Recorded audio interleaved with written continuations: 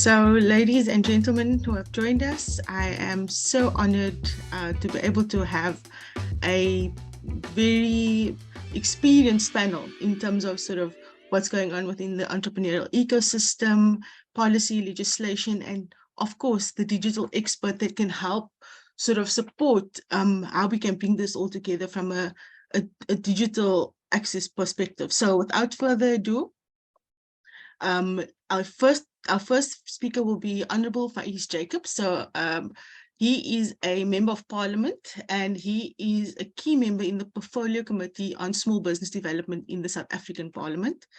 And then we've also got Mr. Jonathan Oka, he's the CEO from CloudZA, and he's also an Amazon Web Services Cloud community builder. And he, of course, will bring in his expertise in cloud computing and cybersecurity and how that can empower small businesses through their digital transformation. And then lastly, we have Ms. Rafia Akram.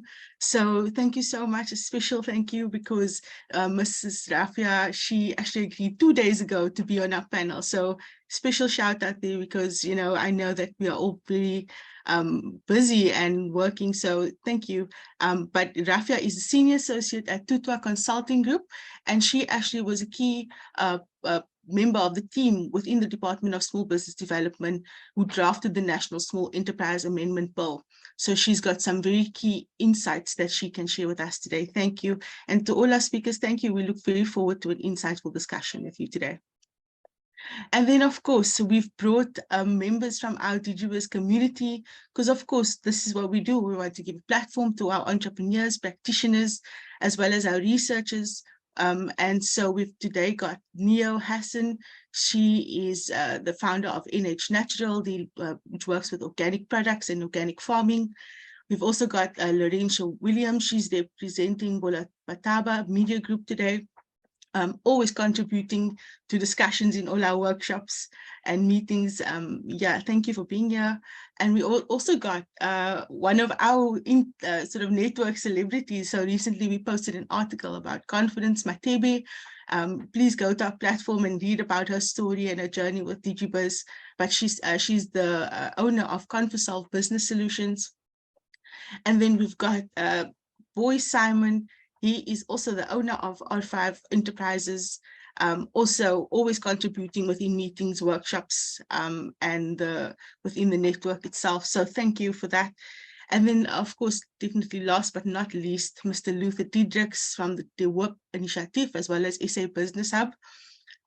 He's also here today, also part of our communities of practice within the researchers and entrepreneurs and practitioners community, in fact. So he's really contributed a lot to all of the communities and the discussions, and I know he's got some valuable insights to share today too. So thank you for joining us. I look forward to the discussions that's going to develop from here. Thank you very much, Rashida, and thank you all. I love those hearts. This is how we are welcoming our lovely panelists. And once again, for all of you who have just arrived, welcome to our webinar on how we propose Small Business Ombud may deliver on expectations using digital technology. DigiBiz and the DigiBiz team welcomes you here today. Please, as we have put in the chat, please feel free to already answer the question in the chat that we're sharing with you on what disputes should the Small Business Ombud be able to address. To get us started, we like to keep it real. So we're going to be having a viewpoint from the entrepreneur on the impact or the potential of what it would be like as a small business owner. What are some of the challenges that we've approached? So we'll start off with our first small business case study from Neo Hassan.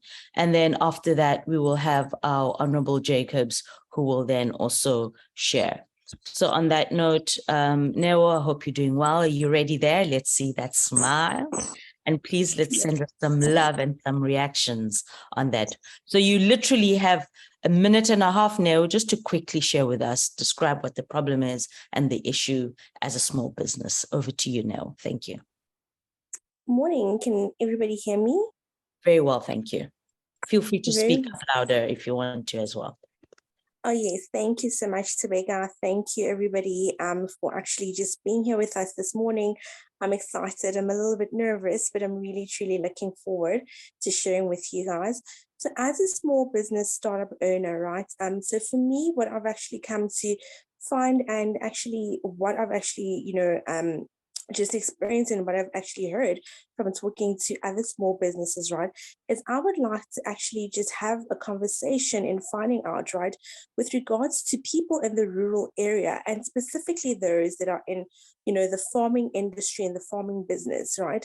How would then the ombudsman help them with regards to their issues? Because as Minister Stella Ndabeni has actually, mentioned that there is not going to be enough footprint, all across our different provinces, whereby people in the rural will not be able to have access to, the digital tools to actually be able to lay a complaint. So as we have farmers in the rural, when they actually are experiencing any sort of, problem or complaints, where can they be assisted, effectively, and how will the ombudsman actually, use digital tools to actually make sure that they are, able to attend to those inquiries on time.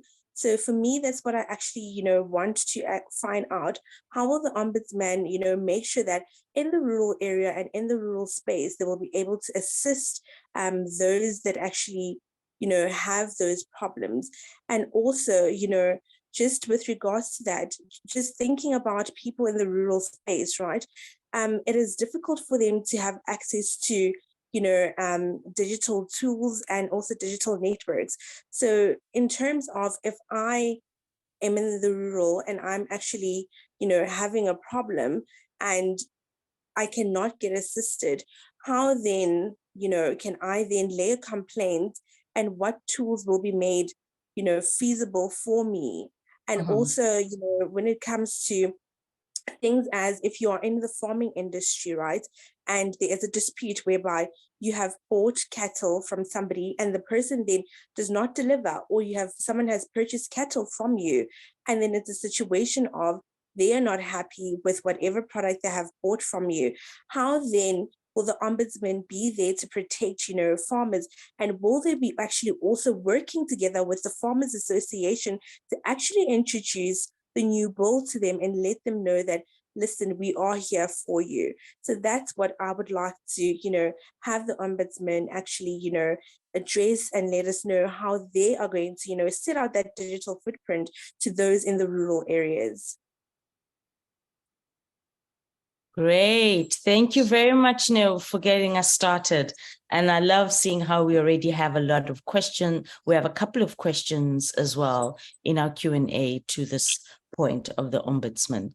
And without any further ado, this is a great privilege to welcome a Member of Parliament, Honourable Faez Jacobs. Good morning. Greetings to Becca, and greetings to the panel and all the participants. It's great to be part of this panel. I wouldn't miss it for the world. We have Parliament at 10, but I thought I'd prioritize this. So quick introduction, Faez Jacobs is my name. I'm an ANC Member of Parliament for the Small Business Development Portfolio Committee. I am the whip there. Just a bit of work, what we as members of Parliament do, and legislation is important. We provide oversight to the Department of Small Business and Development, and we approve their budgets and monitor their implementation. About roughly 2 billion rand is allocated by government to help small business ecosystem in our country in the form of blended finance, loans and grants in different programs. So we have a She Trades Women platform, a youth challenge, a township and rural entrepreneur program, program for the disabled. So there's literally different funds, support for small business that the two agencies, SEED and CIFA, provide. And our job is just to ensure that compliance is met and also that money is spent in an open and transparent way. And if there's blockages or application problems, we intervene and we deal with that. So we are very excited that the legislation is finally coming. The ombudsman legislation is finally being gazetted by the minister, and we're going to take it to the public. And I think for us, it's a long term coming. We know that our markets, our economy is highly concentrated. In each of these sectors, you have in the retail sector, in the telecommunication sector, in the banking, finance, you have probably 3 or 4 big players, and they are concentrated the market, and they're stifling growth, especially for emerging and small businesses to flourish in that. And so I think the Ombudsman is going to play a crucial role, just like the Competition Commission plays a crucial role in helping small business. And I think we all know that big bullying is there.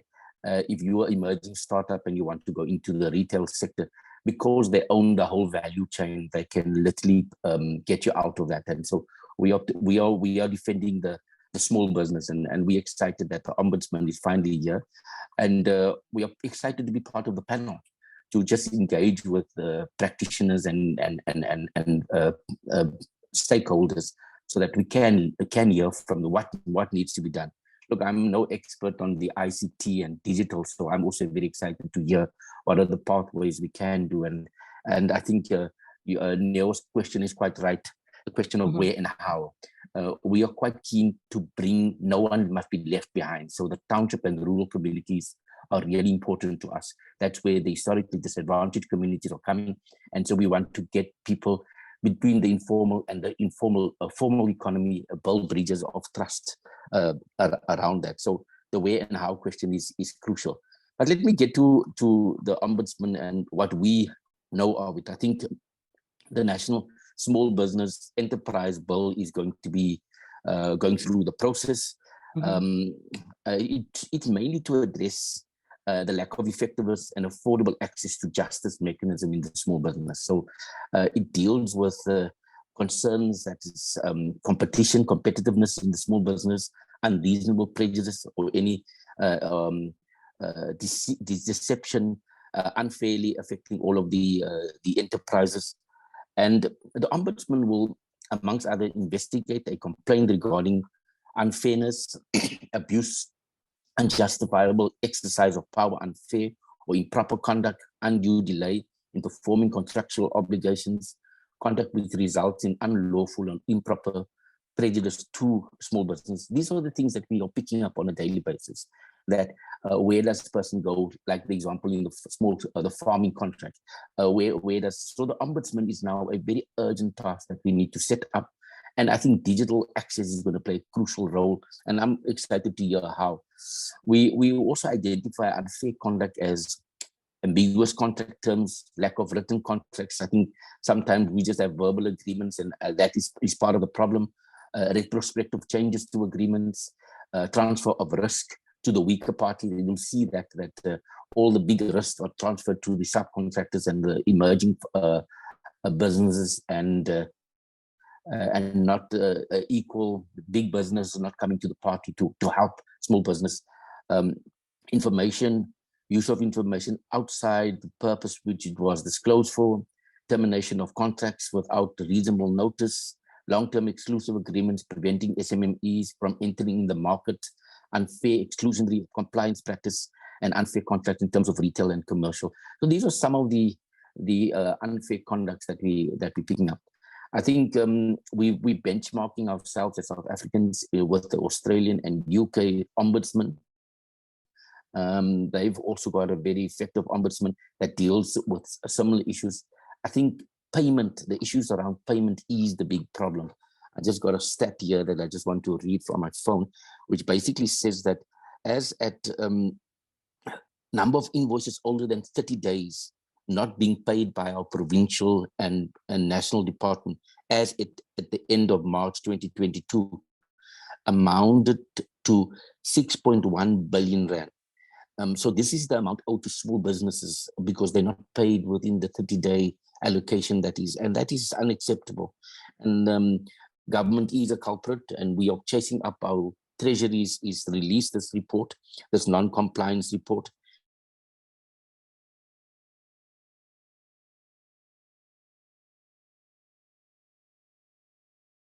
Is that me? No, it's Honourable Jacobs. We lost your sound. All right. I think the technology there was shook by the 6.1 billion rand on time by the government to small business. I don't know. I shook all the way down here.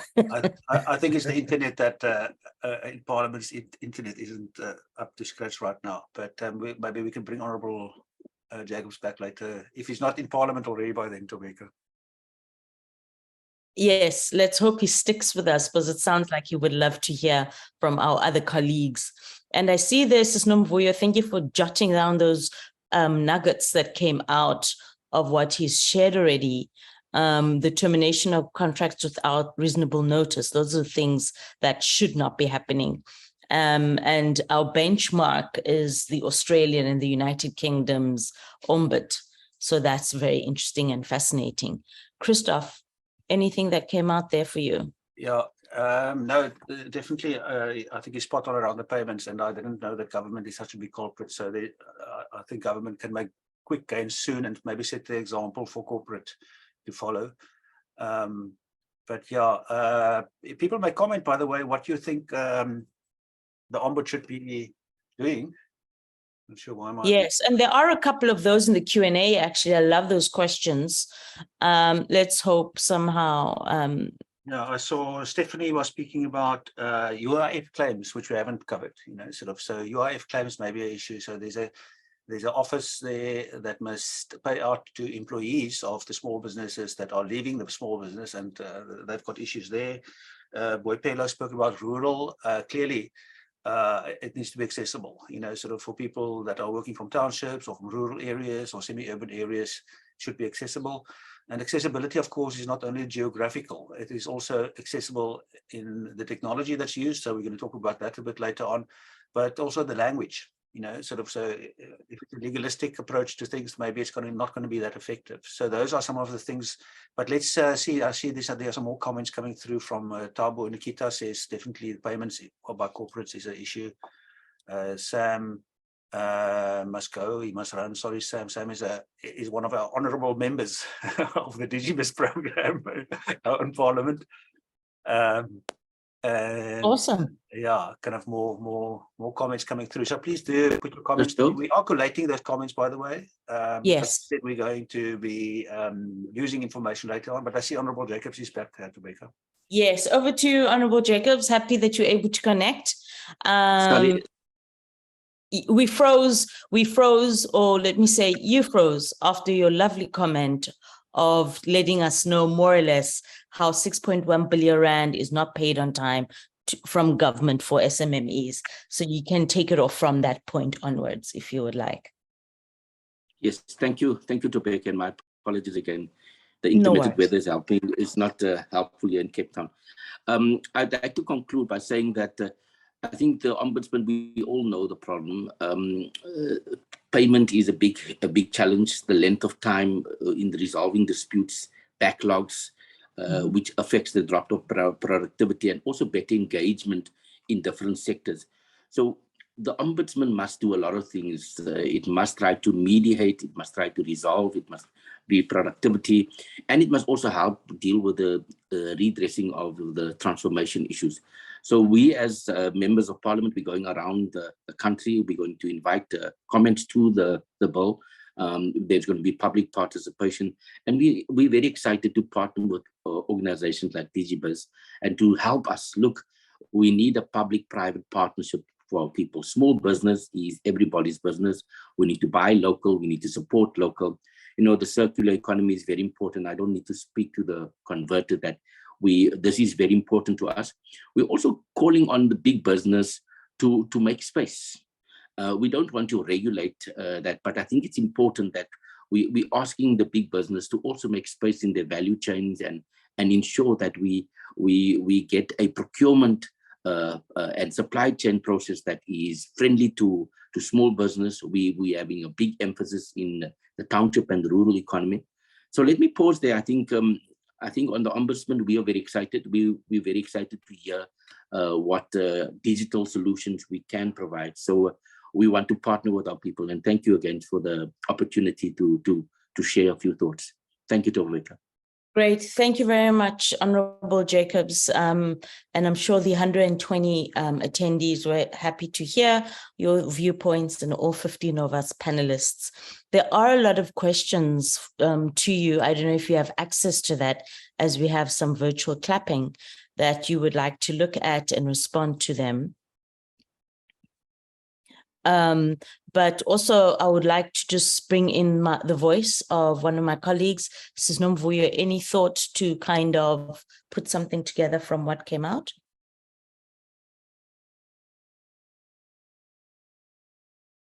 Over to you, Ms. Nomvuyo. I do like to really thank the Minister for the effort. It is very exciting. I think we are at a pivotal point in South Africa in terms of entrepreneurship. Well done. I just want to caution, and I'm saying this from the bottom of my heart, Minister, and my caution is, we know that it's going to be elections, and there's going to be excitement about this. I'm asking that as we become excited, let us not overpromise and underdeliver. Even as we speak about this, let us make people aware that transformation is a process. This is what we are intending to do, and it is going to happen, but it's not going to happen overnight, so that people understand that it's going to be a process. Because, well, I don't have to explain why, because it's quite obvious. You know, when we promise, people expect things to happen fast, and then they get discouraged when things are not happening as fast as they want to. So please, yes, let us do what needs to be done. And I think there will be questions, but my special cautionary thing is, let us not overpromise and underdeliver. Thank you, Ms. Nomvuyo. Over to you, Honourable Jacobs. I see you have something to say. Thank you, Tombeka, and thanks for that question. And yes, I think we, in my portfolio, and thanks for the honor, but I'm actually just a member of parliament, I'm not a minister. Maybe one day, but I think we hear what you're saying. We must deliver on our mandate and not overpromise. Now, on the ombudsman, I think it's long overdue that we need to support the small business. We need to protect the small person, the entrepreneur that's starting out, that needs a break, really. So the ombudsman must be effective. It mustn't be bureaucratic, and we get that. Now, coming back to the money that is available, 2 billion rand sounds a lot, but it's not quite a lot. And I think we only support about 9,000 township businesses, women. I think in total about 25,000 is the target for grants and loans. Now, government admittedly gives these loans at 5% interest, which is really, really good. The problem is, the catch is, there is a due diligence. You need to be compliant. You need to be credit worthy. You need to have a sustainable business plan. You need to be an emerging business, because that money must be paid back. And so I note what Fidel is saying, that the process is cumbersome. It is online. It is digital, and just to avoid the corruption or malfeasance, all of these things must be done by the practitioner. We're not encouraging business advisors. If you can't write your own business plan, then you're not worthy of being a business plan. Or not, let me say, if you don't have your own ideas, you can get the resources and help, but you need to be the master of your own. And what has happened in the past, business advisors at a fee of 10-20% of the grant wrote these plans, and the money then didn't go into the businesses. So government is also learning, but we're taking the hands of the private sector. There's a lot of grant funding in the private sector, and we're working quite closely with the banks and private small business funding around this. So I think I'm prepared to share our contact details through yourselves, Tobeka, and we can also then facilitate continuous outreach and advocacy work around grants and ensuring that we do provide. It is on a first-come, first basis. It is working with an automated approval system, and the need is bigger than what we can provide. So I'm very clear that only X amount of people will get these grants in the townships. But I think what our focus is on townships, is on the rural, is on women, is on youth, so that we can bring the historically disadvantaged communities up. But we're also calling for entrepreneurs that is established to take partnership, to be mentors, to be guides. So you that are really good in the business, lend a helping hand to the emerging business that's coming up. Thank you. Great. Thank you very much, Honourable Jacobs, on that. And I think this will also give us opportunity. Lorenzo, sorry for calling you out there. Feel free to help and answer some of the questions in the Q&A. And hopefully Honourable Jacobs will be here as long as possible. And then and keep questions. There's a lot of questions in the chat. Lorenzo, are you with us? Are you able to continue with answering some of the questions? And let us know with a thumbs up or verbally saying hi. Hi everyone. I will try to answer to the best of my abilities. Thanks. Okay, great. Thank you very much. So you'll be answering also on behalf of Honourable Jacobs. On that note, really, I would like to give before we have our speaker as well, Rafia, we'll have about 4 minutes. We'll be hearing from 2 of our entrepreneurs, a live situation. So on the impact again. Confidence, over to you on what your challenge is, what you would like the Ombudsman to be aware of. And then straight after that, we'll go to Boy. And some of the points that have been shared will be covered in some of the stories and the real life examples. Over to you, Sis Confidence. Thank you so much, Sister Vika. And hi to everybody. I'm Confidence Matere, an entrepreneur who is based in the rural, deep rural of the Garib district. Part of my business, it is to formalize the small businesses. And some of the requirements of formalizing the small businesses, it is for them to have money to register on CIPC. And it's also for them to have bank business accounts. Now the problem where it lies, it is they open up the business accounts, and at some point you find that they don't get business so that they can have money into those business accounts.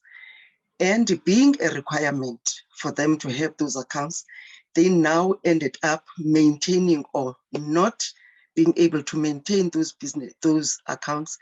As a result, they are blacklisted. But blacklisted because the banks find them to have a contract with them of opening a business account. Now, opening a business account is not like opening a personal account. There are many other things that are involved when it comes to the business account. As a result, people, it's even difficult for them to get grants and loans. They can't even access loans because they are blacklisted, their names and their businesses, they are not in order. Then how can you maintain the bank account financially when you don't even get the business? Many of them are now having to pay banks exorbitant amounts that they don't have, and they never had even a chance to make the business. Then how can the Ombudsman intervene and defend the small businesses in this regard? Because it is really painful. It is also part of the reasons why they can't move. I'm also a co-author of a journal. It's an innovative journal of business management. Mm-hmm. In it, you'll find that I was doing a research around the challenges of affecting the small businesses in this area. You'll find that this is also one of them. The businesses are failing, and now they don't even see a light at the end of the tunnel because there's no tunnel at all. Thank you so much. Great. Thank you very much, Sis Confidence, for sharing that information, the reality that is hitting us and having to have bank account details. There's nothing coming. And then suddenly we need to now pay the bank because we are on negative. These are some of the challenges that we are hoping that the Ombudsman and the Ombud can look at. Over to you, Boy. Thank you all for those lovely reactions. I hope you're feeling the love as presenters. Oh, thank you, Sister Vega, and morning to everyone. This conference, thank you very much for highlighting that point. My name is Boy Simon Sahani, the founder owner of R5 Enterprises. We are into retail space. It is a store where we do weigh and pay in this day and era. I think what I will put on the table, maybe that I would like from personal experiences, especially that the ombudsman maybe can help us into looking into it and bring some intervention mechanisms into that, is that the zoning of businesses, especially we in the townships. You know, we operate from our own backyards, we operate from street corners, we operate from that, and there are zoning laws that are there. And it's so difficult to get into it. Sometimes some of the business get closed, some of the businesses, they are, stock gets taken and all that. So I think maybe if the ombudsman can help us into looking into the problems of, or maybe the ideas of having a zoning, a digital zoning, what do they call it? Zoning maps that can be available digitally, so that as small businesses, we can go into that software and look into it and have maybe some, local zoning laws and stuff like that. So that when we go into that, we go with a compliance mind that we must comply with the zoning laws, but we need to know to have things like the geo zoning system, and even the permitting and the licensing of it. It's so tedious and it takes a very long time. Sometimes we don't even find joy in these offices when we go and applying for that zoning certificate and whatever they call it. So I think maybe if digitally this can be put there so that it can be user-friendly and we can have access to it, so that at least we know now how to comply, where to comply, and how to do it. Thank you very much. Thank you very much, Boy. Thank you very much, Confidence, for sharing first-hand experience or challenge, because these aren't hypothetical situations. These are the reality of what is happening on the ground for them as entrepreneurs and supporters of entrepreneurs and small businesses in South Africa. On that note, I would like, and thank you all for your comments in your Q&A. We are seeing they are flooding in, and that's great. And on this note, I would like to take this opportunity to introduce our senior associate, Rafia. How are you this morning? Are you there? Akram. Yes, hello. I hope everyone can hear me clearly, and that you can see my slideshow, which will be very short. Please don't worry too much about it. It's going to be quite slow. It's not going to be a very long slide. I do understand I have 10 minutes. And I think something that was said by a DigiBiz member, a team member, is very pertinent, and that is that we should just make sure that we make sure that we temper our expectations and our promises, and I think that's quite important. This law will, or this amendment, of course, tries to update the legislation, bring in the functionality of an ombuds, but it will not necessarily resolve all of the issues. And I think it's very important that everybody talks about the issues that they're facing, as members of parliament and as sort of people who are in the chat, we can always offer assistance to each other. There are other, the way law works, and it's horrible in this, it's horrible. But you've got very specific departments, each one dealing with its own functionality. And then you have, of course, the different levels of government, each one dealing with its functionality. So when I hear zoning issues, and I know those are incredibly pertinent and problematic, issues around banks and education and all of those sort of things, those are parts of the department, what they do. And there are different sections within the department that deals with that. With zoning, a lot of it is municipal. So it's very important to realize for parliamentarians as well as ourselves and entrepreneurs that we need to bring these questions up. We need to almost ask for solutions. We need to ask for solutions, and they have to be available, because that is the bulwark of our economy is small, medium-sized enterprises. Those flourish, our economy will do well. That's the case everywhere in the world. So we need to try and work those things. But what can this specific act do? And I'm only going to talk to this act and the legislation. So my presentation will look at the purpose of the ombudsman, what is the ombuds, and of course, hopefully, well within the 10 minutes. Yes.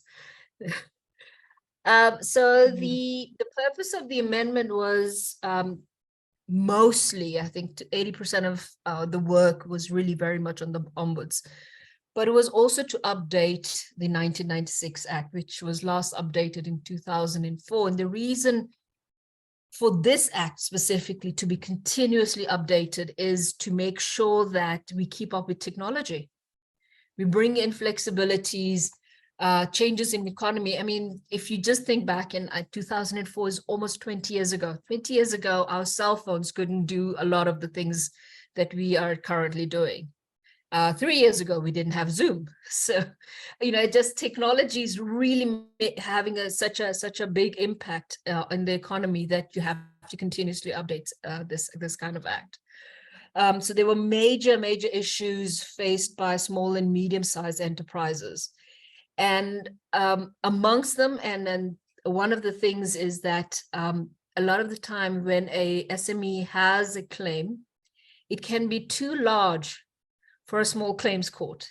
So there are restrictions for small claims court in terms of jurisdiction and monetary terms. However, at the same time, a SME cannot go to court. If an SME goes to court, the big business or government have a lot of time on their hands and have far deeper pockets. So you are stuck in this vicious cycle. So especially with the ombuds, I think, is to really come in with this easy, efficient, cost-effective solution. And so the solution really that we looked at was, how do we make it easier? And I think very importantly, and keeping in mind that very large figure at the start of the conversation, claims against big business and government.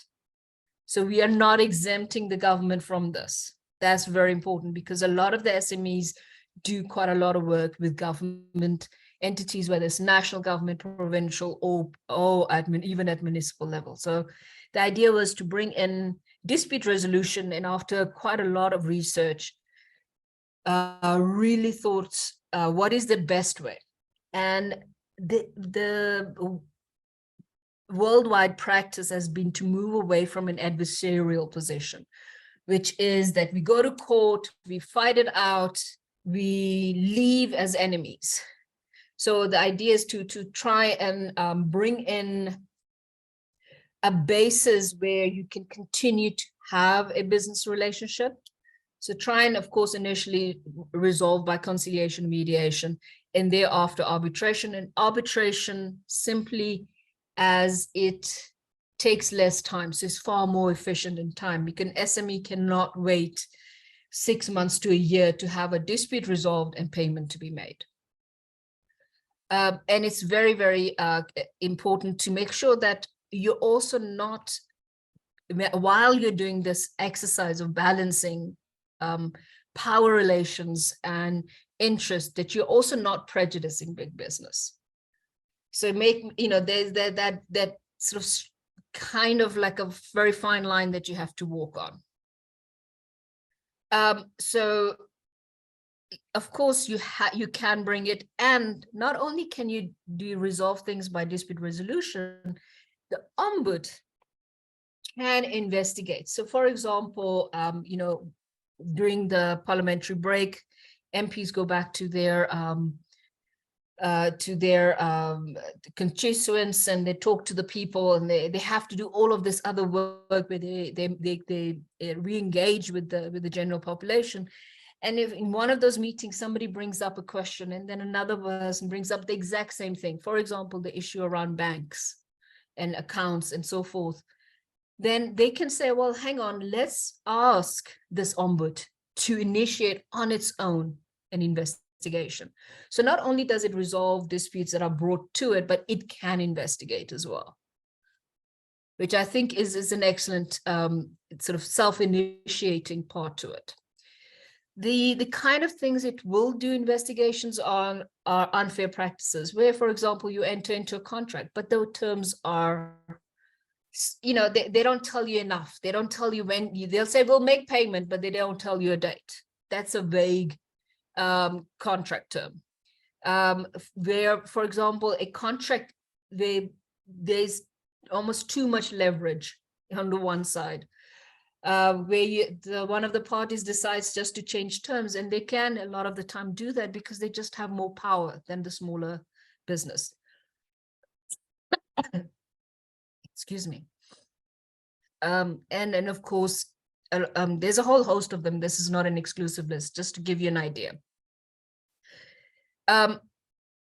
So what would happen? So let's say you go to the ombuds, they look at the issue. What will happen? They can, you could have a contempt of court as well. You could have actual decision on the actual matter. And if, for example, and this, I just wanted to bring in penalties, because they will, of course, decide on the contract itself, and if money needs to be paid and so forth, all of that will happen. But if one of the parties is being difficult and just sort of doesn't show up, is disruptive, all of that, there is even a power to give some sort of penalty. How would you access it? It hasn't been set down in law, and that's simply to allow for that flexibility for the department to set it up. Ideally, as are most instances now in terms of government services, it will be online or electronic. But of course, they will be established offices so that, not everyone has online access. You should be able to walk in and get assistance. And part of it, and I know somebody raised this point, there is a duty upon the ombuds to do stakeholder education, to tell people who they are, what they do, how to access all of those things, which is incredibly important. It's something we've seen do very well with the, let's say, Consumer Commission. I think it will go quite well here as well. And I think at this point, I'm going to stop. And if there are any specific questions, I'll answer now or later, depending on the time we have. Thank you. Great. Thank you very much, Rafia. And some of the questions also in the Q&A, feel free to go in there. I don't know if you have access, because some of it you can answer it there. Right. Thank you very much. Thank you so much. Love those verbal, virtual claps. And without any further ado, let us give her lots of love. Thank you very much, Rafia, once again. And now we're going to have our next panelists, who are our amazing entrepreneurs, to share their story. We'll start with Laurentia. You have 1.5 minutes as well, and then Luther as well, 1.5 minutes of your real situation. Thank you. Over to you, Laurentia. I say gereed, and feel free to unmute my scat. Good morning, Tobeka. Good morning, my dear. My real life situation that I would love, and I must applaud the Rafia on the comments and the presentation that you said, because it aligns with the question that I have in relation to the Ombudsman. And I think from where I'm sitting, given that she was part of the development of the amendment bill, she might be the right person along with the other panelists to respond to this. So you have a briefing session with CETA. You are a couple of entrepreneurs. They are doing their due diligence as a CETA for a project that has been tendered for. One of these companies are accredited and, in good standing, levy paying to the specific CETA. You get to the site meeting. We are at a premises where one of the other competitors, in terms of, putting that image out there that I'm able to do the work, he goes and just take people from a disabled school, put them in a venue, and it must now pass as I'm already capable of doing it. Other entrepreneurs on the ground, we know this guy is connected. We know that irregardless of whether he can deliver or not deliver, whether he's a levy paying entity or not, we know that by virtue of him being able to influence decision making at the top, chances are he's going to get this. The Honourable parliamentary mentioned earlier that the Ombudsman will be looking, or will be having, a mandate where they would be able to look into unfair practices. And to my understanding, that this is a bias that comes from both sides, because here you are here for ethical business delivery. You are here to go the extra mile, if supported, to do the right thing, to assist the economy to grow. But then you get bullied, sort of, in a way, because I know Tobeka, and that is my advantage. Is it fair? And what is the Ombudsman saying? The second question that I'd like to link to that is, many of our SMMEs operate with the CETAs, the Sector Education and Training Agencies. They fall under higher education and training. My question is, given how they are spread over the sectors, be it, if it's construction, there's construction CETA. If it's education, you have ETDP CETA. If it's finance, you have bank CETA, and. Is the Ombudsman intending, in terms of making that office more efficient, are they intending to link cross-government with these CETAs? Because most of the queries or challenges that we experience, because we deal with the CETAs, that's where our problem lies. So the office of the Ombudsman, will they have dedicated people similar as the CETAs? When it's agriculture, a person from agriculture will advise, and not, and I'm not demeaning any expertise of anybody. I'm saying somebody that can relate to the circumstances, not somebody that's going to even leave you more confused. Because imagine, from a rural area, you take a bus ticket, you take transport, you go to a walk-in office because you can't access them digitally, and just to go and be frustrated. What is it that the Ombudsman is going to do? Those are my two questions. Thanks, Tobeka. Thank you very much, Laurentia. Over to you, Luther. Thank you, Tobeka. Very important. There was a big difference in power between labor and capital, and the trade unions breached that divide to give them bargaining power. Unfortunately, in SMMEs, we do not have bargaining power yet, but hopefully the ombudsperson can open that gate for us. Notwithstanding, everybody is aware of the problems SMEs experience. For example, what Member of Parliament Jacobs mentioned, at March last year, 6.1 billion paid after 30 days. And that counted to more than 70,000 small businesses. And that is just provincial and national departments, not accounting for local governments and not accounting for the private sector. That is a dire state of affairs. Secondly, each hour a small business owner is not active earning income, they are at risk of failing. Red tape reduction is one identified notion, but still causing tremendous problems, with the bureaucracy making it very difficult for small business to engage. For example, getting a business plan improved in the municipality can take you months. So in that time, you cannot operate the business or you cannot occupy your home. And then the builders and the people employed in small business cannot build. They hold at ransom because the plan is not approved. And once the plan is approved, the whole process of compliance meeting by the municipalities make it very difficult to have compliance and getting the business moving. So that is the one, besides money, red tape reduction is of critical importance. And once they could kind of report that to Parliament as well, and the ombudsperson can be our spokesperson in calling to them accountable and holding them accountable for some bad progress in that line. Thank you very much. Great. Thank you very much, Luther. We are moving, we are flowing. And now we have our next speaker. Thank you for all the love from the two colleagues and all the chats and the conversations that are happening in the chat. Please don't miss out. Look at those, answer them, and go to your Q&A. Over to you, Jonathan Oak. Talk to us about Thank you, Tobeka. AI. Thank you.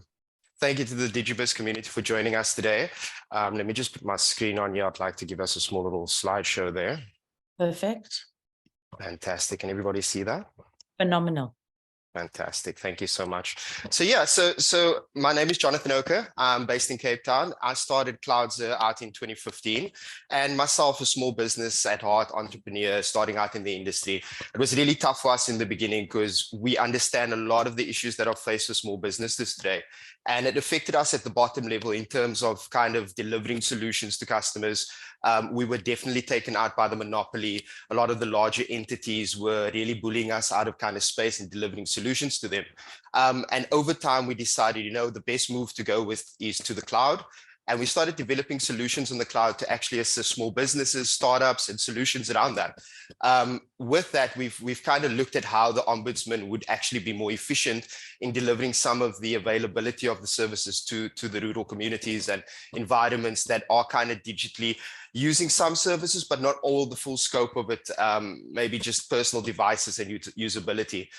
Myself, I try and drive skills enablement within the organization, as well as hiring environment users from different areas in the country. We've got different staff members from all over the country, and really just growing that small business operation as an entrepreneur. Some of the services I really think we should really look at from the Ombud's perspective is how do we gain access to the features? And I think Neo in the beginning really spoke to that point, is how do we have accessibility to kind of deliver on disputes, provide that kind of engagement to the Ombud. And I think from an omni-channel perspective, and when I say omni-channel, I mean, how do we use every single device at our disposal to access the Ombud and actually deliver complaints and get resolutions on those complaints. And I think from an AWS perspective, since we are advanced partners with them over the last 3 years, we've developed a different set of solutions for kind of public sector. We work with some of the city-states in kind of modernizing and creating smart cities. And at the beginning point of that, it's really about how do we gain access to it, and how does that deliver artificial intelligence to kind of surmise what the sentiment of this reaction is, what's the urgency of this request, and kind of over time build data sets for further real-time analysis and historical analysis of that data. And I think through different solutions, there's availability to access that. So from the ingestion layer, we've got different services that AWS really provides. And that's one of them is Amazon Connect, which provides a fully scaled contact center environment that plugs into the main environments such as WhatsApp chatbots, Facebook interactions, phone calls, digital call center environments. And with that, it uses some form of artificial intelligence or machine learning on the back of that, which really provides access to the end user to kind of get a faster interaction with the provider. Through that, we go through a processing layer, and the processing layer really looks at how we can actually implement different complaint strategies, categorizing it and triggering appropriate workflows. When I say workflows, is this a low-level interaction, or is this a high-level interaction that needs urgency from all the stakeholders? And with this, it literally provides availability in a dashboard format. So what's happened is we've seen almost 70% reduction or speed up in actual dispute resolution. And this has really driven more input from the internal teams on kind of agent assistance and implementations of different services to the environment. They can actually pick up what areas are really red flagged, which areas need to be implemented faster, and how do we change the focus. And I think a lot of the points that were mentioned earlier is how do we deliver on kind of what the Ombudsman can have access to and provide that to a national footprint to literally everybody. So with that, you've got the storage environment, and the storage environment really talks to how you can store this data and how can this data be provided in a secure, unhackable environment, which makes it really secure to users. And then also fraud protection on top of that. What type of services can be implemented for fraud protection? Now, fraud protection is a really tough subject because over time, fraud protection really manages on the data set itself. So there's different elements in the data set that picks up certain kind of pre-steps that would analyze the data and say, okay, based on these previous interactions, this is what a fraudulent case would look like. It would then flag that case and then bring the human in the loop. And by bringing the human in the loop, it kind of gives them a view of, okay, this is a fraudulent case, this is a false positive, or how can we assist in kind of developing a view of remediating these cases faster. So over time, that really grows. So once the solution gets in place, it basically builds a data set or a model, and through artificial intelligence, you can create sentiment analysis, you can gauge the urgency and dissatisfaction.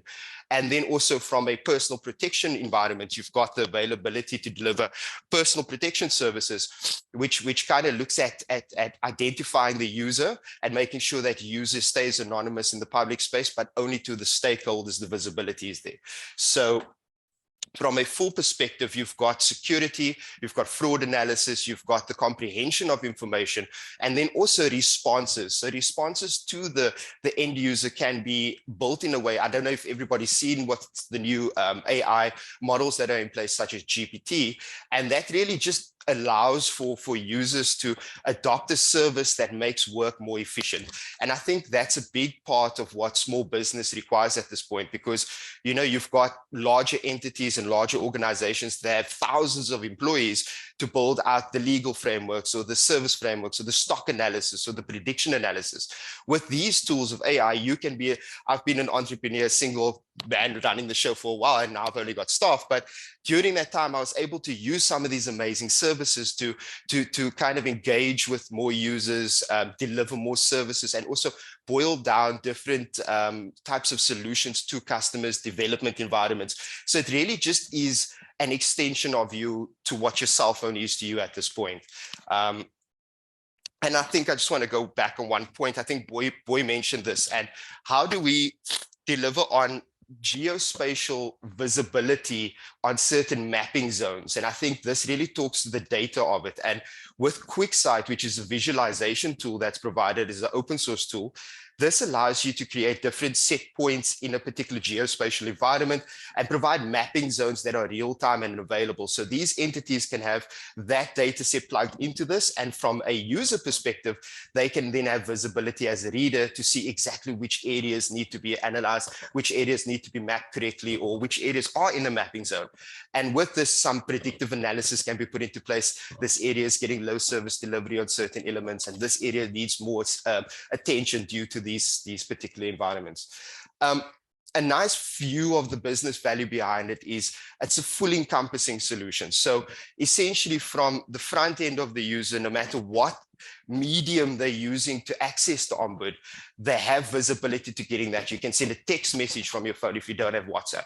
You can literally phone in via the call. You can do a WhatsApp message. You can do a Facebook message, and there's different areas of access points.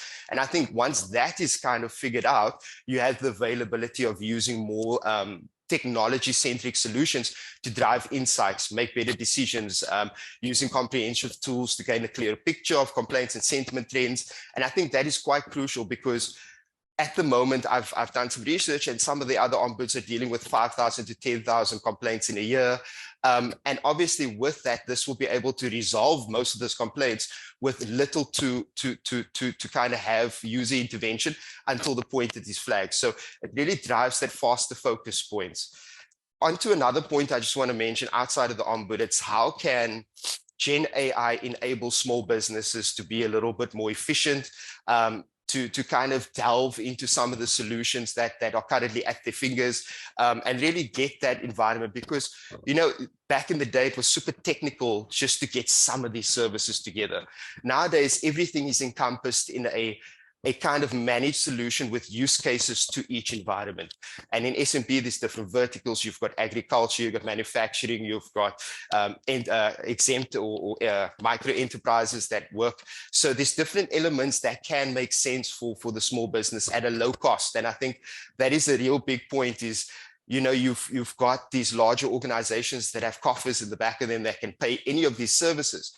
And I think that is what the benefit really of AWS provides, is that you as a small business can come in and start small, build out these type of services that can grow with you over time.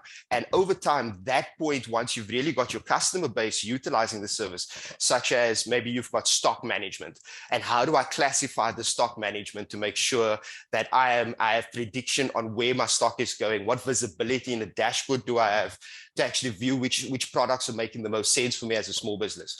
So there's a lot of different services around that, but I think the top pointed services is around the support and interactions of users. And I know that a lot of companies do Facebook Marketplace. They do some form of a marketplace where they can sell simple services.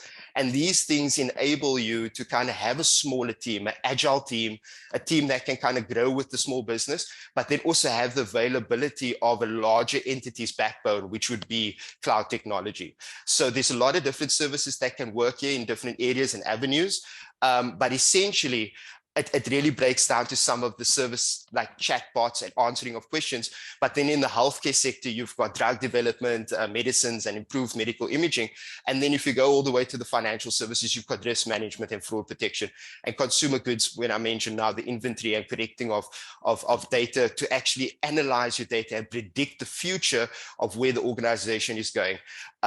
With some of these services, you can literally forecast for almost 2-3 years in advance to understand where your data is going, what kind of services you can offer, and what the trends are. So from a small business perspective, it does really drive that kind of innovation within the organization. We've seen a lot of startups come out of Cape Town, and it's really AI driven. It's really how do we implement solutions that are going to serve the public, and also how do these services implement so that we can make a growing community for our ecosystem and our economy. And I think that's close to our heart. I think our drive is to skill up as many individuals that we can to understand what the next level of technology is. What are all these European and American countries talking about in terms of technology and driving focus and increased proficiencies? So yeah, so essentially I'd just like to succumb and put that all into one picture and say, don't be afraid of what the cloud can provide. Don't be afraid of the digital trend that is happening at the moment. Follow suit with that and fit in and find out where you can utilize some of these amazing services to increase your environment. But then from an Ombud perspective as well, how does the engagement from the ground level actually interact with our environment? And with these services, it can be made available.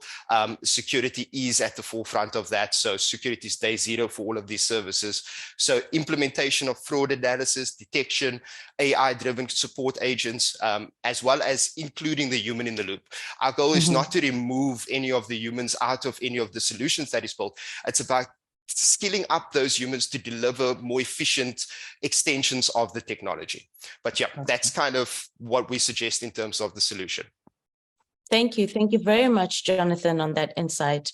Thank you. Thank you to all our presenters. It's been very insightful, a lot of information. Questions have been answered in Q&A, thoughts and ideas. Thank you very much to all the colleagues that are doing all the hard work in the background while all our panelists have been sharing any viewpoints. So this is where we come with some insights that will be coming out of there.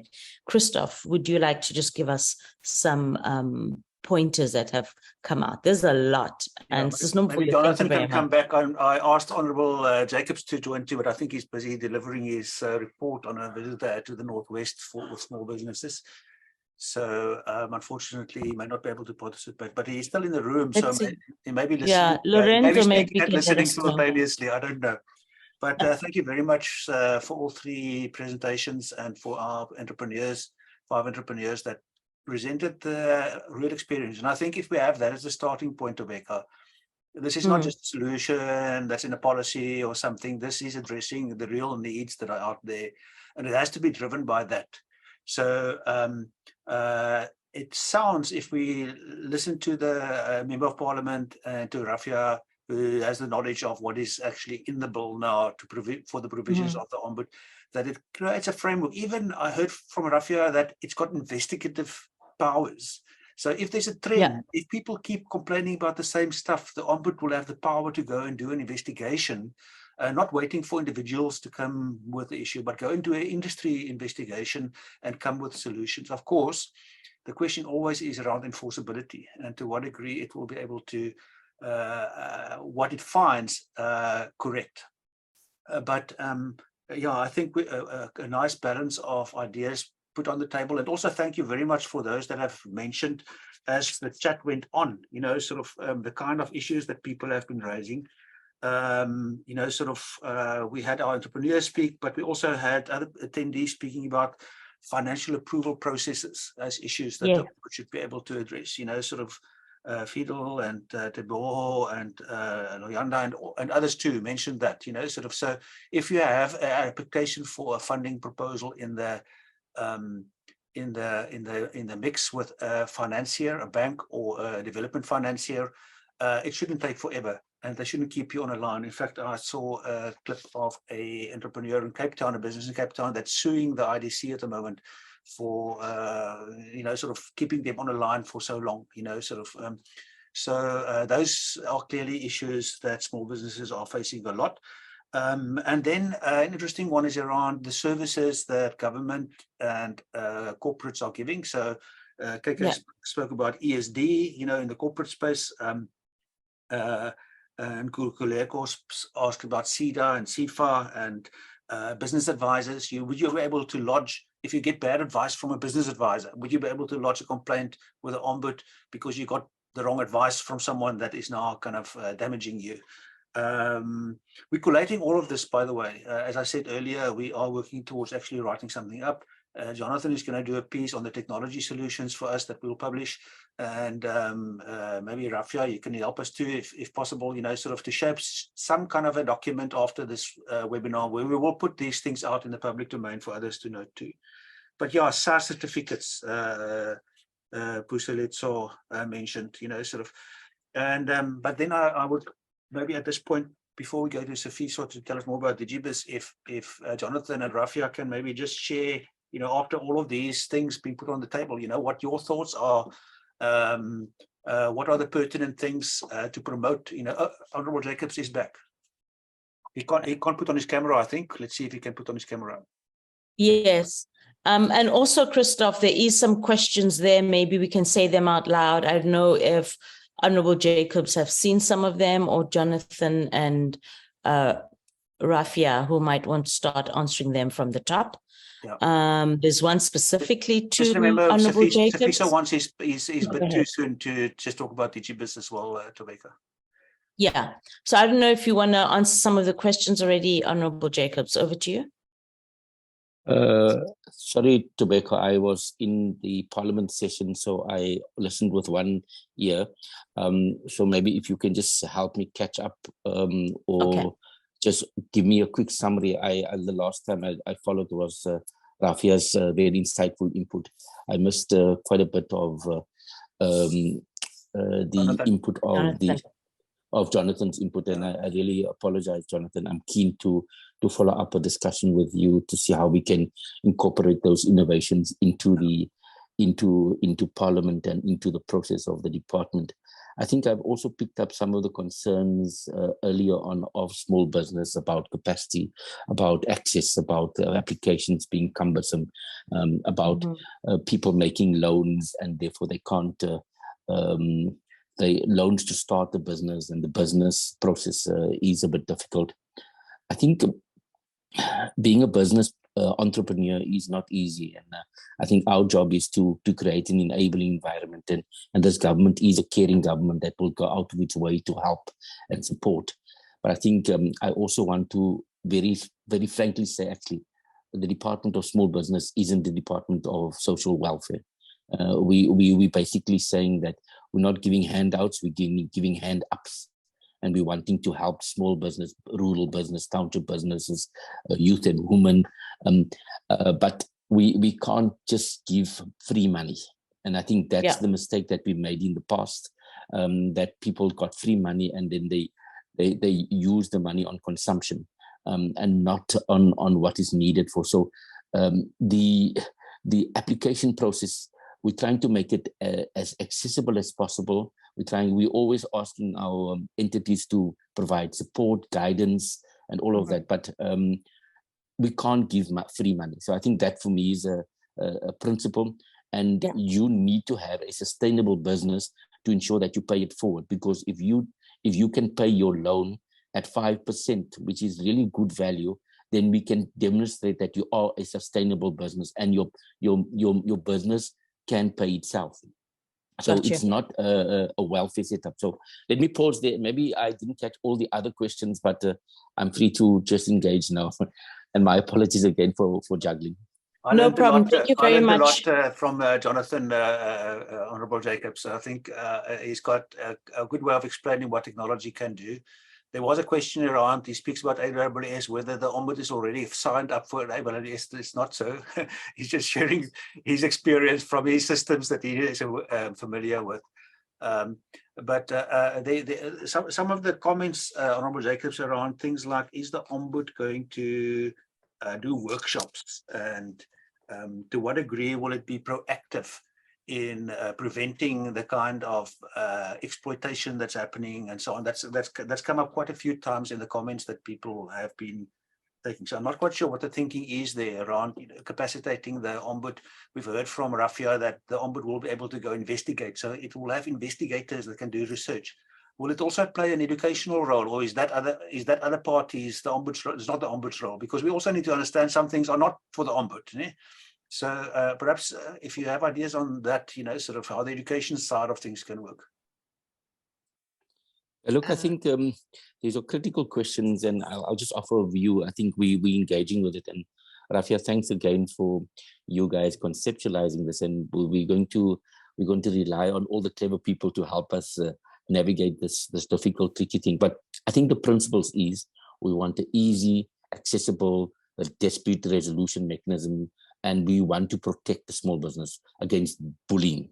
And so maybe there should be templates for big companies on how they conduct themselves with small and emerging businesses. So we, short of being restrictive, I mean, we have in some municipalities where we say we need to have a 40% localization policy, which basically says that the locals in the area should get preferential treatment on the supply chain, on the business, the products and services. So maybe the Ombudsman can help with that. If there's clear signs of bullying, we need to have dispute mechanisms which listen, investigate, and resolve quite quickly. So I think technology-enabled solutions is going to be the way. So we're looking for creative, innovative ways around that.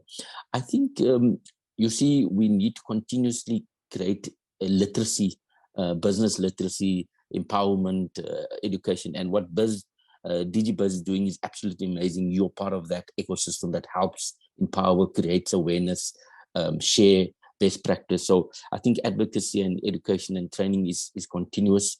I'm not sure if that should be their function, ombudsman's function, or if it should be maybe all of us, we need to, because I think there is advocacy.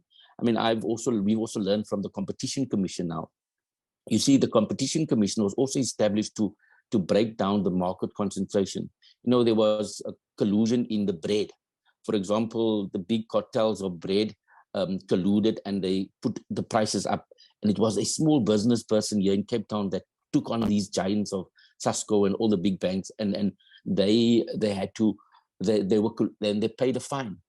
So sometimes the ombudsman mustn't just enable the same status quo. It must be able to be transformative. It must bridge the divide between the informal and the formal, the big and the small. And I think that for us is going to be a key role.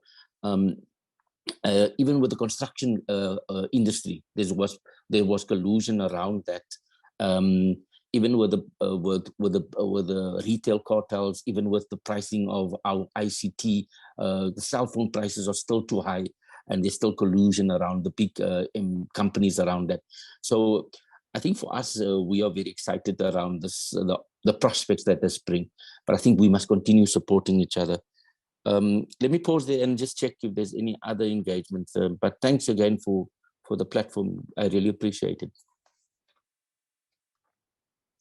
Great, thank you very much, Honourable Jacobs. There were some questions that I see that some of you are very nitty and wanting them to be answered quickly. But I'll give it to you, Rafia. I don't know if you're answering some of the questions, and then I will hand over to Sfiso. I'm going to be partly trying to answer some of the questions. I've tried to do it in the Q&A as well, and I'm going to be quite.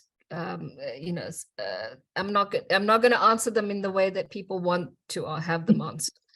And the reason being that the Ombuds has a very specific function, and a lot of the issues around red tape is a general governmental issue that they need to reduce red tape throughout government. DTC, DTIC, small business development, all of them. That's a general red tape issue that needs to be reduced. And I know that the presidency is working on that. When it comes to issues around helping with contracts that you enter into and those sort of things, CIFA and CEDA are really there to provide that kind of mentorship and advice and so forth, financial as well. And I think we need to just approach the right institutions for the right answers. The Ombuds function is really to try and rebalance the relationship so that the small business does not have to accept a bad deal, does not have to wait interminably for payment, and does not have to have things decided for them where they have not chosen to do so. So those are the sort of basic three things from which we took all the sort of greater unfair practices that come in. Investigation into sectors will happen because, of course, you will have big businesses or government treating small business in a specific way just because it's been their bad practice. So those investigations would really help. So that those will happen. And the education that the Ombud will do will be around how to utilize the Ombud, like the Consumer Commission, the National Consumer Commission did. And I think those are very important things. We need to feel comfortable using it. We need to know how. We need to feel that these institutions work for us. As to how we educate further in terms of business education, that to me is very much a public-private collaboration. And I think you guys are doing it brilliantly already. But this is what we need more of. We need to mentor each other. We need to support each other. And we need that public-private collaboration. And the final thing I want to say is that I do think in terms of good practice by big business or government, those are codes of good practice that we should be pushing for somebody, for big business especially. BUSA should be saying, these are our codes of good practice of how you do business with small business. So it's something that they have to do. It has to be, and the reason we say that it has to be a private initiative is that you need to have the buy-in. If government imposes this, it will not work. Those will only work if you volunteer into it and accept it as your own. Thank you. Thank you. Thank you very much, Rafia, on that comment. I know there's a lot happening. Thank you for the messages directly. I'm going to hand over to, before I let Jonathan a little later, Sfiso, just for voice and topic. Over to you, but Sfiso, just to give us a brief of who DigiBiz is, what we're about, and then we'll continue. But I do like the idea, as Butsfiso is unmuting and switching on his video, I do like the idea of collaboration of stakeholders and unpacking it and taking ownership versus being told what to do. Thank you very much, Rafia. Sfiso. Yes, good morning, everyone. And certainly it's a very exciting day. I think there's a lot of excitement and lots of very interesting questions that are coming up. I just hope that we find a way to have this conversation and get to the point where we can conclude, I think, some of the pertinent issues. Yeah.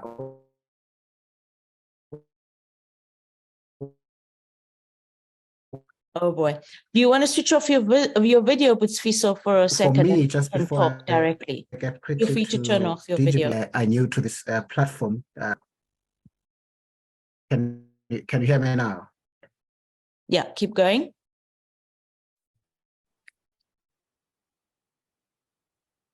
Okay, that's good.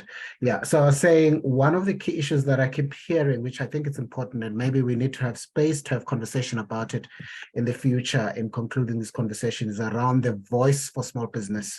And I think that the extent to which the Ombud is going to be the voice of small business, I think that conversation is to be had. Because we need to going back to Ms. Bengane's point as well, our expectations on the role of the Ombud is quite important, because is he really the voice of small business, or small business still need to have their own voice to be heard and to be understood by especially because big business, one of the problems in our economy is that big business has a very big voice and is able to influence government policy and government activities, but small business on the other hand doesn't. And does the Ombud then fill that void? I'm wondering, and I'm just going to leave it there. But yes, thank you very much, ladies and gentlemen, and back to DigiBiz. For those that are new, I know that by far the majority of you have been part of this journey, this exciting journey of DigiBiz. So I'm just going to probably just take 2 minutes to just basically highlight what DigiBiz is about. The key purpose of DigiBiz is basically collaboration. And our particular focus, as you would have picked up, is digital technology, how we can actually hasten and encourage the uptake of technology by small business to grow and expand their operations. We want growth, we want sustainability, we want impact, we want our small business to grow. And we recognize that technology is the tool to do that. And we want to learn and understand how best to do that. And what are the factors that we can influence to actually make sure that technology is indeed one that 10x's the growth of our small businesses. The key to this is collaboration. We've got quite a few partners as DigiBiz. At the center of it is EPI, obviously, which is driving this project, this program, in partnership with the University of Western Cape, and as well as Catalyst for Growth.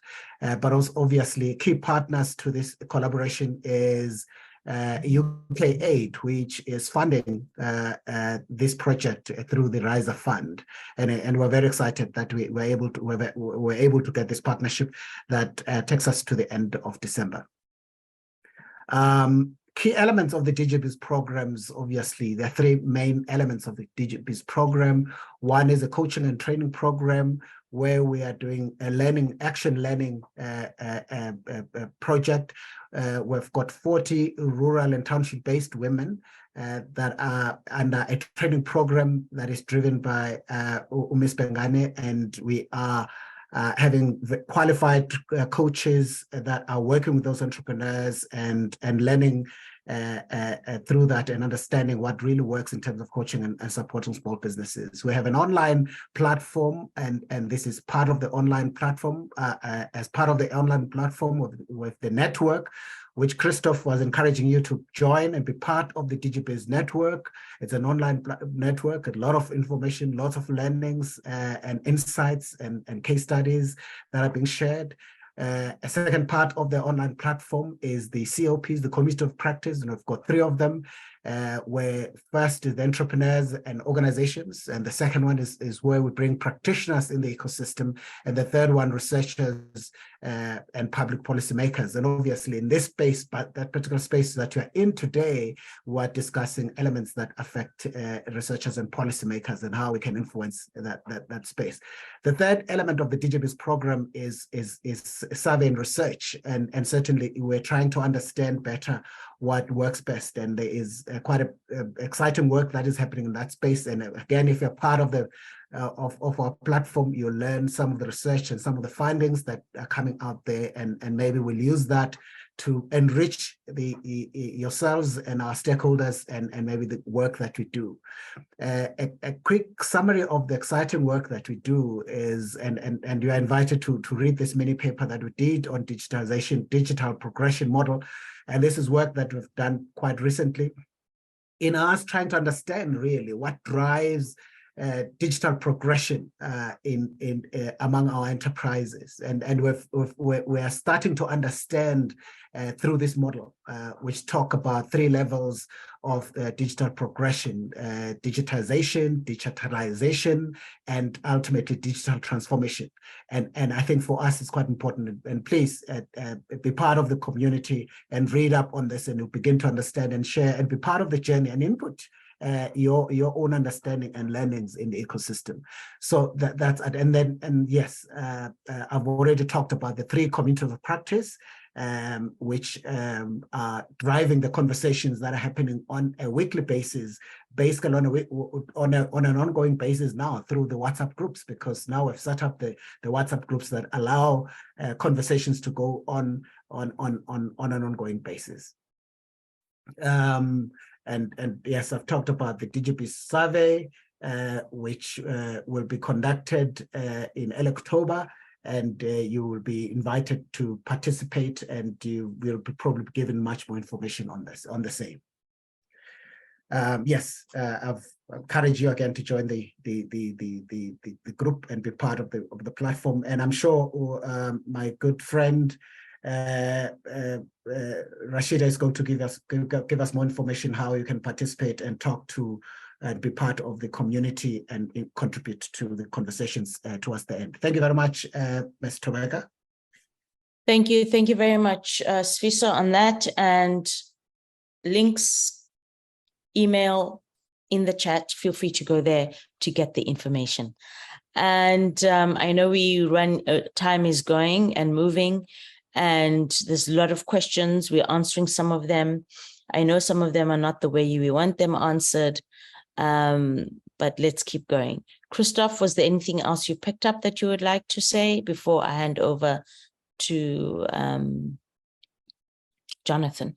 No, let's hear from Jonathan. I think we're all learning a lot about the technology. Yeah, so and that's kind of like maybe the focus of how can technology make this easier, I think is the question, you know. And yeah, I think, Jonathan, you made it quite nice for us to understand without going too deep in the tech speak, you know, sort of. What are your thoughts after hearing the complaints that people think should be investigated, and the reality, the lawmaking side of things and so on, and the need for privacy and so on? I think is also coming from there. I picked up the relationship with other institutions like the small business, the small claims court and the courts, and there's also an ombud in the finance industry. So perhaps what we can learn from there. People mentioned India and Australia as 2 models to pursue. I know that you did some research already, you know, sort of. What are your thoughts there in terms of what's an appropriate technology solution for us? We spoke about walk-in centers. Some people say there needs to be walk-in centers. Yeah.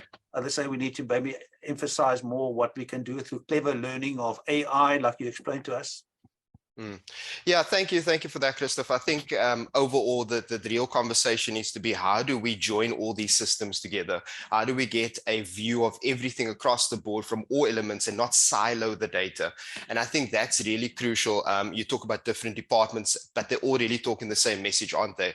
And if we can cohesively put all the data sets together and use some form of new technology such as large language models, I just want to dive a bit deeper into what large language models are.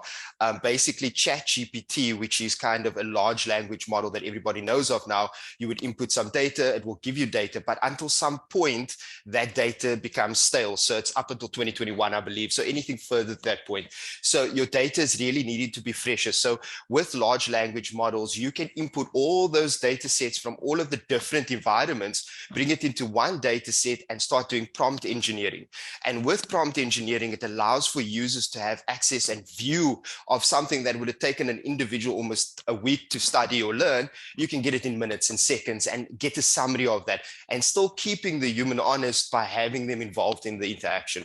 So from that perspective, you know, if we can have everything cohesive across the board, if we take something from the financial industry, there's an open standard for open banking happening globally at the moment. And it's basically a format that all banking sectors need to adopt so that they can have global interactions with transfers of cash. Now, if you have that same implementation across the board locally in some of our parastatal and public sector industries, it would really keep that visibility open, everyone have full access, and also would drive innovation from the private sector to implement newer solutions in the public sector space. So I think there's hope. From an SMB perspective, like I say, we've been doing this for a while. We still haven't gotten out of the water yet, so we're still putting our head up, but we're growing nicely. And I think with that, we're trying to modernize the business. How do we take your business, modernize it to make it essentially sustainable for the future? And I think that is a key word. How do we stay sustainable, and how does the Ombud provide sustainability to these individuals? Essentially around large contracts, growing those contracts and developing new types of solutions, because we all know cash flow is a big thing as a small business. Do we have the cash flow to develop a new solution on the cloud? Well, we don't really, but we can build out smaller scale solutions to meet that demand and grow with it. And same on the ombudsman side, how do we implement the interactions a bit easier for public to actually gain full access to the environment? So yeah, I think there's hope at the moment, and thank you for this platform. I think conversation is always crucial. Discovery is always crucial. Understanding what elements, the voice of the public, the voice of the customer, the voice of the user, what are they implementing to or talking about so that we can implement a solution. I mean, throughout life, this has been the main driving force for us, hasn't it? We find a problem, we build a solution to that problem. There's a new problem on that, we build a new solution to that. So it's all about engaging and building solutions to drive economic growth. That's big at the moment. Our goal is to skill up as many individuals as possible, not inside the CloudZA space, nationally. How do we get these individuals to be sustainable? How do they learn education? We've gone into the education industry and we've brought remote learning to some of the institutions such as Stellenbosch University, where they've taken from their COVID experience and now can deliver a global learnership experience to all of Africa, Europe, all the areas. And I think that is the biggest message, driving economic growth through education and skills development. On a point, we're going to be at Summit at the end of the month, out on the 27th of September.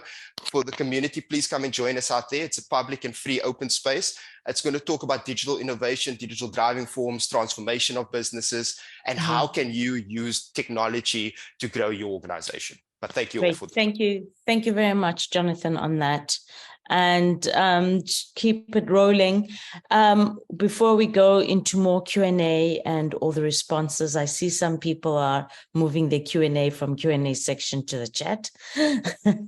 But please do feel free. We've put the link for some feedback. Please click on the feedback and give us very few questions. It's just 5, 6, 7 questions on some feedback. We want to make sure that we are relevant, and this is the opportunity. And I'm very proud to say most of the time we're relevant because of what you ask and request, and we do as much of it as possible. So please do give us feedback, and this helps us understand really what activities and what way we should go within the community of the entrepreneurship space, as well as technology. Great. Sorry that some of you have to leave, but thank you for being here. Also for you who were asking about, do we have access to the recording? We've shared in the chat. I forgot certain people's names all of a sudden. I feel like it's been a long day already. My colleague has shared, Rashida has shared that you can get it on the platform. I don't know if you want to quickly talk to that, or we should go on to some of the Q&A questions as well. So Rashida, can you do 5 minutes? Yeah, no problem. So while everybody's also filling in the feedback forms, we have listened to our community, and I actually want to start by saying thank you for this insightful session. And within the DigiBiz network, we try to table as much of the themes that our entrepreneurs want to address, from the ombudsman to cybersecurity to apps to program recruitment, and all focused at the different communities. So thank you for this session about the ombudsman. And this came from actually having a long discussion first about it. So when you really want to make meaningful contribution and you want to be a part of taking ownership of the problem versus, just holding everyone else accountable, DigiBiz Network is the platform where you can actually provide that meaningful conversations and contributions. So you can do that via our LinkedIn by sharing your link, going to our LinkedIn, liked it. You can view what we post, our content, as well as the events that we have. We post there regularly, as well as on Facebook. We're now on Facebook too. And then, of course, on the DigiBiz Network WhatsApp community. We decided to do WhatsApp based off what people were telling us. It's the easiest way to engage. It's the easiest for all of you. So there it is. WhatsApp, and we've also shared the links in the chat too.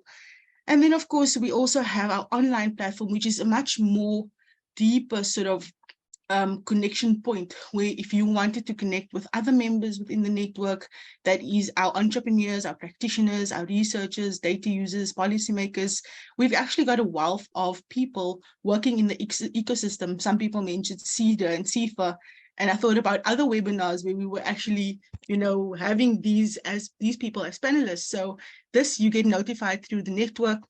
We post the courses, the programs, everything that's available within the ecosystem, within the DigiBiz network. And then, of course, we also share with you what our entrepreneurs are going through case studies and articles. So it's real life experiences that our coaches are going through. Also part of what we do, other than table your themes through the webinars, we also provide tips and testimonials and fact sheets and guides and reviews, all based off digital progression and how that can influence the growth of your business, or the businesses that you serve, of course. And then also we post our links to our recordings as well as the events. So if you wanted to register in advance, they are always set up there, so you can engage in that way too. It's really a one-stop shop. Instead of having Facebook, WhatsApp, LinkedIn, everything actually gets posted on the platform. So it's just that. And then also very important to mention, once you do go to the link that we've shared, you will be greeted by a little 4 questions asking your name, your surname, email, standard, and you can then join our network. You will then be entered into what we call the DigiBiz lobby. And in order to gain full access to all the content, you would need to be in the DigiBiz members network. So you'll see there's a difference there. How you would move from the one to the other is no, you don't pay for it. But what you do need to do is you do need to provide us with some information that tells us who you are, where you find yourself, and also to make sure that we are socially inclusive with the programs and the discussions that we have in the member network. And what that also means is also make sure that you upload a profile picture of yourself. We don't want people to feel like they're working with robots within the platform. It is a digital platform, so we try to keep it as real as possible. So please make sure you upload your profile picture. Once you've done the form and your profile picture, you then get promoted to the network where you now have full access. How this happens is I'll send you an invite from this email on the screen. And it will just be an invitation saying you are now joined. You click that little orange button and voila, you will have full access to all the content on our platform. Yeah, so this is just some of the upcoming dates for our next events.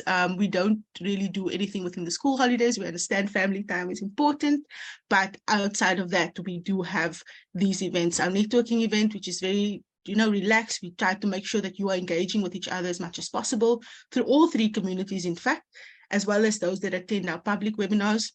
We have extended invites, but once the network grows, we may just only then keep it to the communities. But for now, it's open to everybody. And then, of course, our webinars, which is, of course, public as well. And again, the communities of practice is where all your sort of contributions you want to make, you provide it to there. We try to come together as a team and put that in, present that in a succinct manner so that we actually make meaningful change versus looking at ourselves as a talk shop, like someone said in the chat. So thank you so much. And back to you, Rebecca. Great. Thank you very much, Rashida. All the links are in the chat. Feel free to click on those. And thank you very much for your patience. I don't know if there's anything else that we should be covering. Let's look at some Q&A that we can get into. And hopefully some of you have been filling in and giving us some feedback. We'll put the link in again. Rashida will just copy and paste it again. I put it up above in a minute ago. Okay, so there's a good question here. Good morning, stakeholders on the panel. My question sitting as a transport operator where farmers transport their workers with lorries to town. Is it possible that the Ombud can intervene? Okay, Sylvia, are you still here by any chance? Do you want to talk to that point a little bit around the transport side? Are they here, Christoph? Do you know?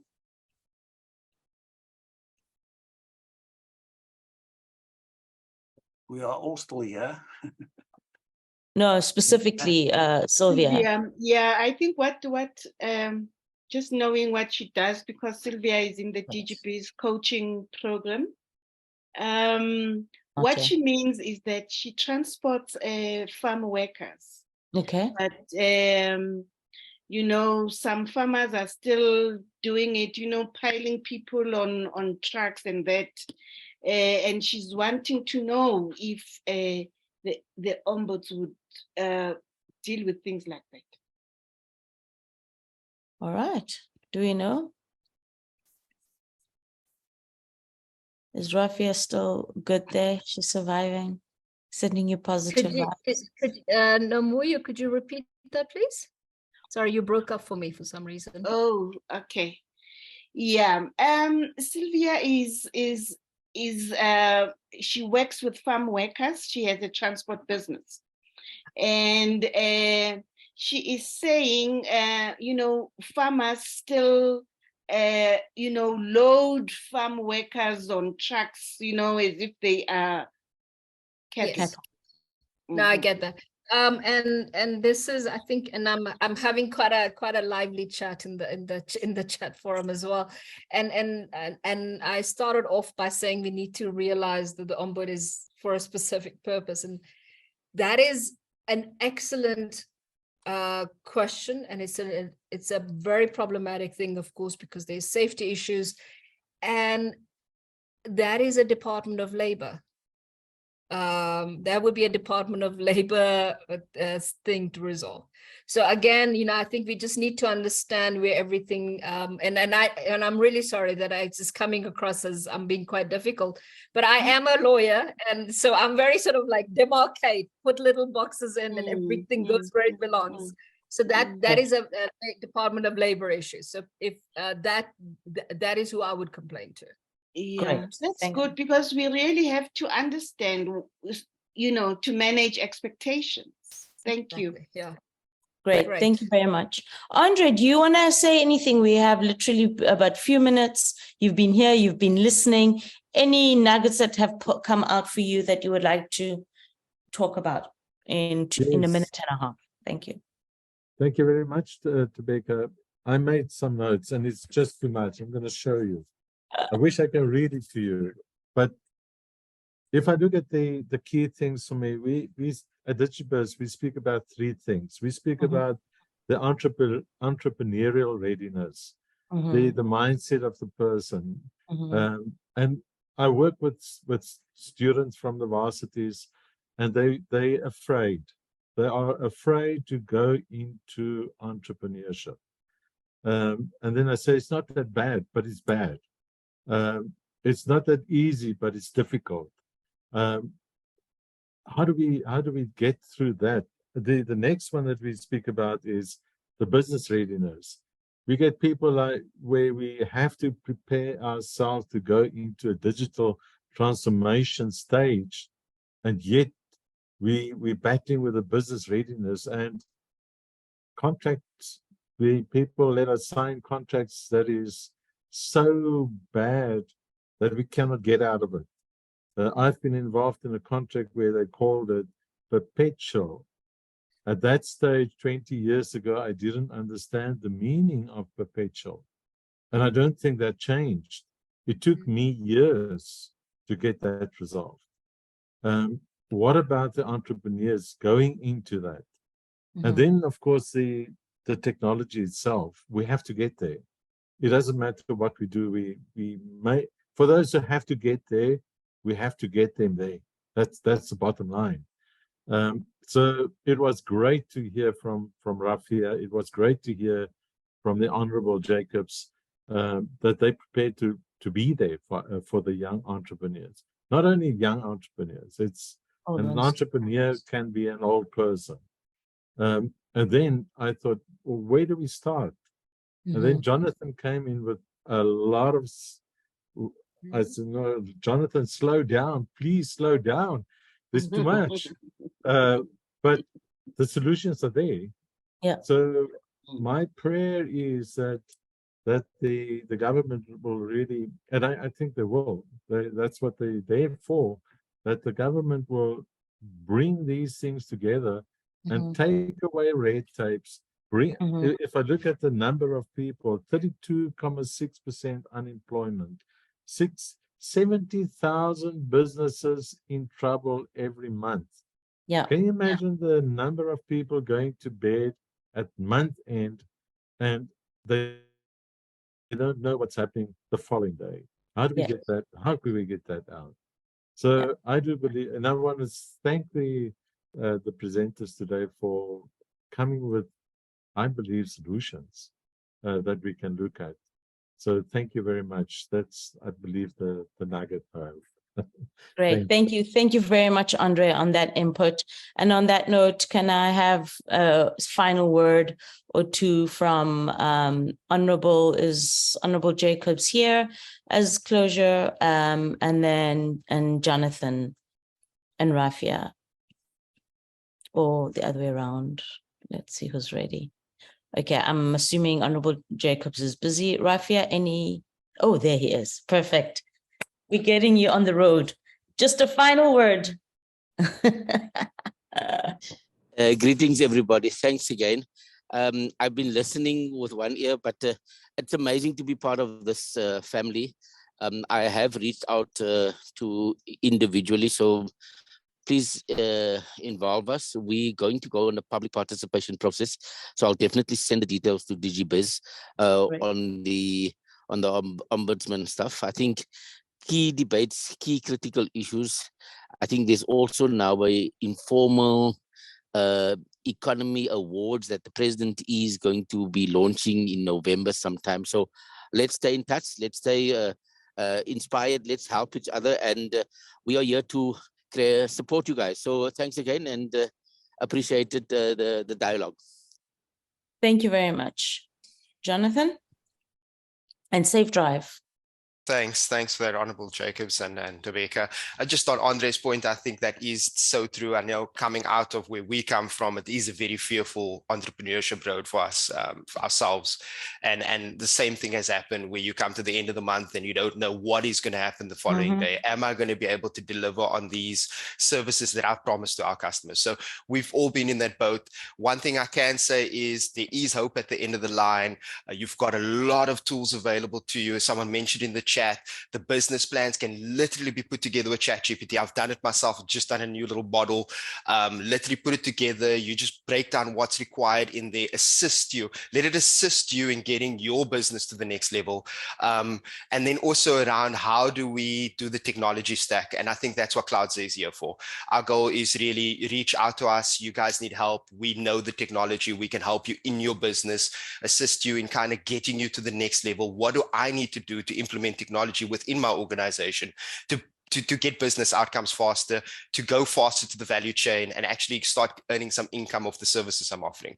So yeah, in closing, there's hope for the country. I feel by 2028, we'll really have a big change in the unemployment state at the moment. Hopefully by 25, you know, it's 28 far away. But I think if we keep driving the education, keep driving our people, the youth, giving them ability, giving them spaces to work from, I think we'll definitely be on the next level. We are, you know, from an international perspective, our challenges are very unique, and they're looking at these challenges and they'll be like, how did you overcome those challenges? Like, and that's what they're looking at. So I feel like if we put our heads together, we are stronger together, we can overcome these challenges.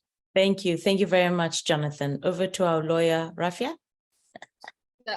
I will say that I think the best thing I would, my basic advice is to go slow to go fast. Have your documents ready and get those things in place. When you are entering into a contract, read the contract very carefully. And I think that is something I don't always do. So I'm giving advice that I don't necessarily take myself, but read your contracts. If there is an issue, the ombudsman will be there to help you. The last thing I will say just is value your own ideas. So make sure that you protect your intellectual property. Don't give away more than you ever should. That's all. Thank you. Thank you very much, Rafia.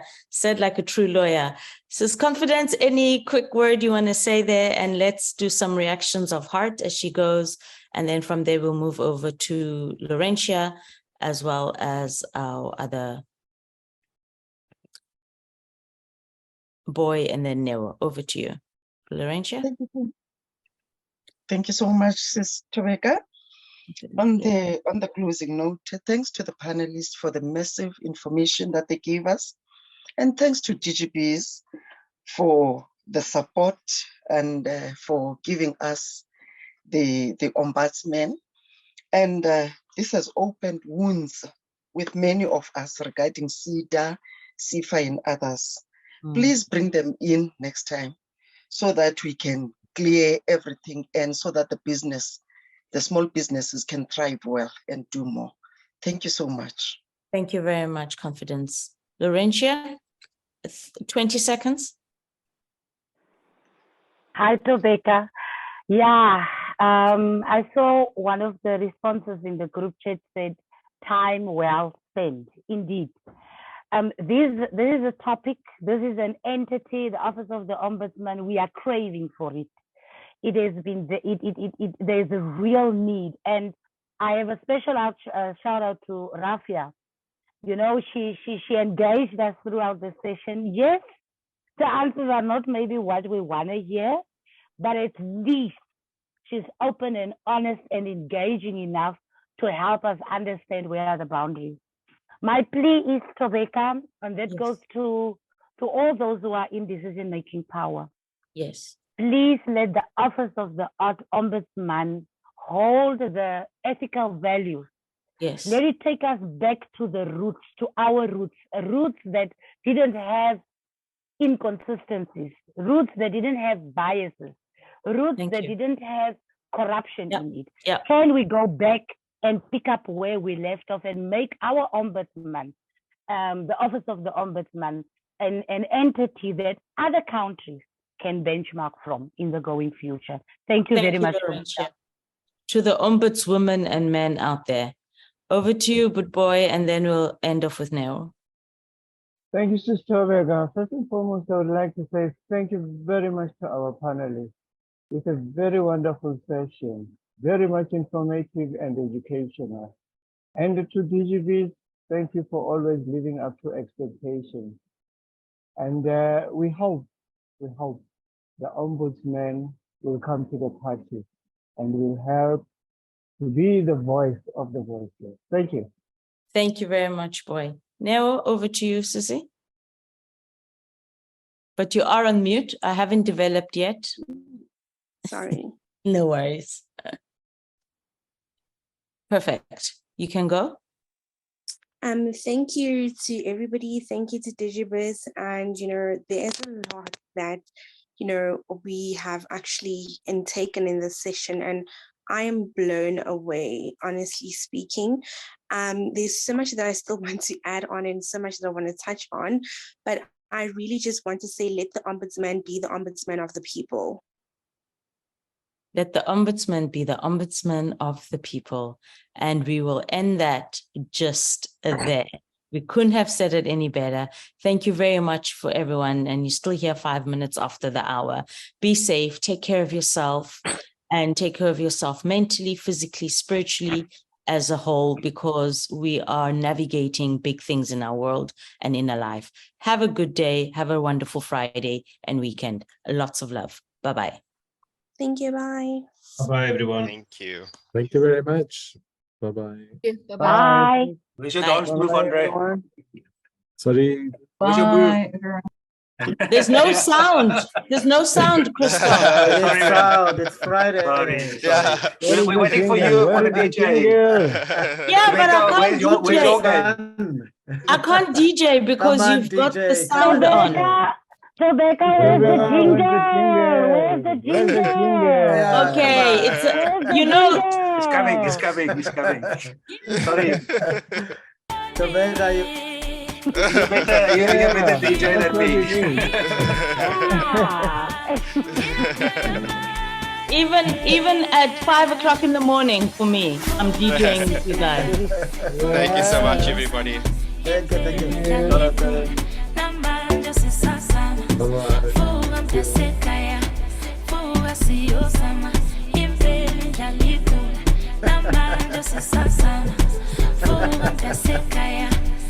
Andre's got the grooves, it's got to move. Okay.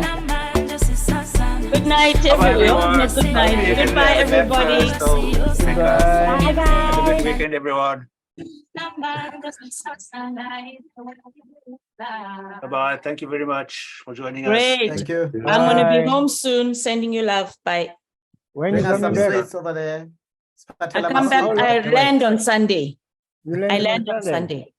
On Sunday. Yes. Thank you. Via OR, I hope, so that I can pick up my sweets before they go to Cape Town. Actually, I'm coming to Joburg on the long weekend for a wedding. Oh, you do? Okay, super. Oh, Yeah. That's good. Cool. Thank you, everyone. Okay, bye-bye. Thank you. Well done. Thank you. Bye.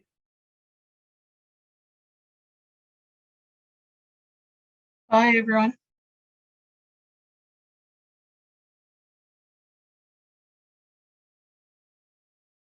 Oh, we had Eddie in the room. I didn't see your name earlier, Eddie.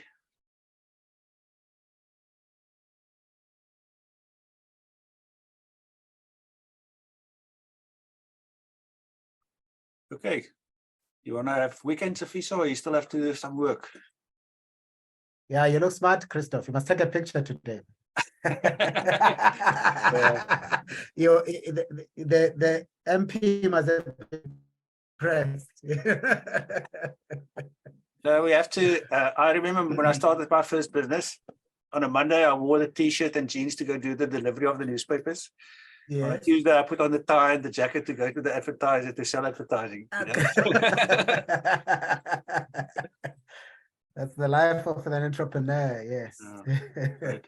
Thanks, guys. Stay well, eh? Thank you Have a very nice much. weekend. Thank you. Have a good Bye. weekend. Thank you. Thank you.